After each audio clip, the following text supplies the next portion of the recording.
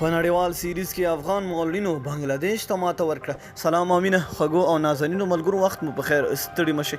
تیر ماښام د انګلستان په کاري کارډر منسټر کرکټ میدان کې د افغانستان مغولینو لوبډلې د مغولینو د نړیوال سیریز سیالیو په لومړۍ لوبه کې د بنگلاديش مغولینو ملي لوبډلې ته د 8 ویکټو په توپیر ماته ورکړه. په دې سیالۍ کې د بنگلاديش مغولینو لوبډلې پچه وګټله او لومړی د توپوهنې پریکړه وکړه.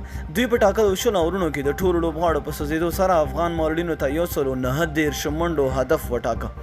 د افغانستان لپاره په توپ اچونه کې توفیل او جمیل درې زبیر 2 لوبغاړي وسوځول او شیرین آغا بیا یو لوبغاړی له مخې پورته کړ.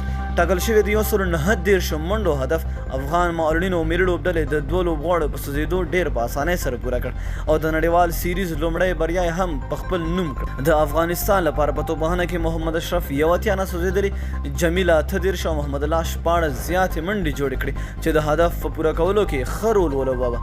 د لوبې غوره لوبغاړی هم محمد اشرف ونومول شو.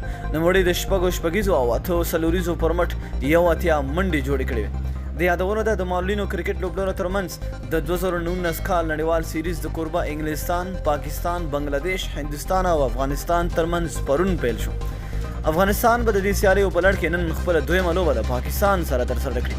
د یادونو ده افغانستان دې سیالیو ته په هند کې پوره یوه میاشت بشپړ چمتووالی نیولی و. نو ډېره مینه او مننه چې ویډیو مو راسره تر پایه ولیده. که خوښه شوې مې وي لایک یې کړئ او د خپلو دوستانو سره یې شیر کړئ. تر بلې ویډیو د لوی الله په امان.